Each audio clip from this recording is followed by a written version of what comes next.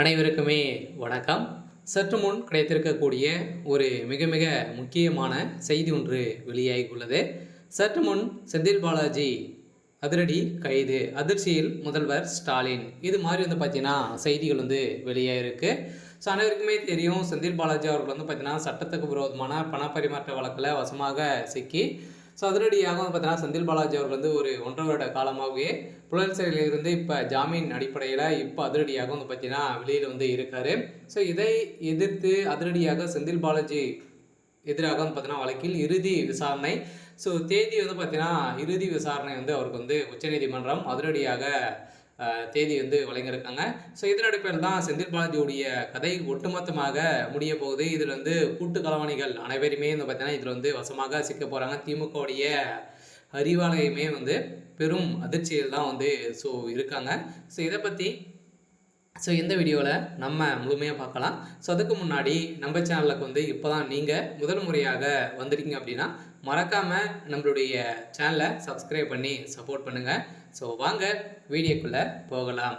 So பார்த்தீங்கன்னா செந்தில் பாலாஜி அவருடைய வழக்கில் பார்த்தீங்கன்னா அதனுடைய நிறைய மர்மங்கள் இருந்தது. எக்கச்சக்கமான பணங்கள் இப்போ சட்டத்துக்கு விரோதமான பணப்பரிமாற்ற வழக்கில் பார்த்தீங்கன்னா இப்போ சமீப காலத்தில் டாஸ்மாக் நிறுவனத்தில் நடந்த ஊழலின் அடிப்படையில் அதே மாதிரி ஏற்கனவே அவர் வேலை வாங்கி தருவதாக பார்த்தீங்கன்னா முறைகேடுகள் செஞ்சிருக்காரு அப்படின்ற மாதிரி சதுரடியாக ஒரு மீது எக்கச்சக்கமான வழக்குகள் இருக்குது. இந்த வழக்கின் அடிப்படையிலும் அனைத்து வழக்குகளுக்குமே பார்த்தீங்கன்னா இப்போ உச்சநீதிமன்றம் இந்த செந்தில் பாலாஜி வழக்குக்கு எதிராக பார்த்தீங்கன்னா இறுதி விசாரணை நடத்த போகிறதாக ஒரு அறிவிப்பு கொடுத்துருக்காங்க. இந்த உத்தரவின் அடிப்படையில் இப்போ அதிரடியாக செந்தில் பாலாஜி அவர்கள் திடீர்னு கைது செய்யப்பட்டிருக்காரு.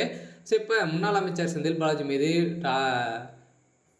டிரான்ஸ்ஃபார்மர் கொள்முதலில் பார்த்தீங்கன்னா முறைகேடு நடந்ததாக அறப்போர் இயக்கம் வழக்கு தொடுத்திருந்த நிலையில் இந்த வழக்கில் இறுதி விசாரணை தேதியை சென்னை உயர்நீதிமன்றம் தற்போது அறிவித்திருக்கிறது. இந்த டிரான்ஸ்ஃபார்மருடைய கொள்முதலில் ரூபாய் 397 கோடி முறைகேடுகள் பார்த்தீங்கன்னா நடந்ததாகவும் இதில் செந்தில் பாலாஜிக்கு மிகப்பெரிய பங்கு இருப்பதாகவும் வழக்கு தொடரப்பட்டிருந்த நிலையில் இந்த வழக்கின் இறுதி விசாரணை ஆகஸ்ட் 15ஆம் தேதி நடைபெறும் என்று சென்னை உயர்நீதிமன்றம் உத்தரவிட்டிருந்த நிலையில் இந்த உத்தரவின் பேரில் பார்த்தீங்கன்னா நடக்காத நிலையில் நாளை முதல் பார்த்தீங்கன்னா நாளை மறுநாள் இருந்து செந்தில் பாலாஜி அவர்களுக்கு டார்கெட் பண்ணி செந்தில் பாலாஜி அவர்கள் இப்போ அமலாக்கத்துறை கஸ்டடியில் பார்த்தீங்கன்னா இப்போ இருந்திருக்காரு. இந்த எல்லாம் திமுகவுடைய தலைமையகம் பெரும் அதிர்ச்சியில் இருக்காங்க. பார்த்தீங்கன்னா செந்தில் பாலாஜி அவர்கள் உண்மைகள் ஒப்புக்கொண்டாரு அப்படின்னா திமுகவுடைய தலைமையகமே கூட்டாரமே அழியக்கூடிய அளவிற்கு பார்த்தீங்கன்னா அனைவருமே கைது செய்யப்படுறதுக்கான நிலை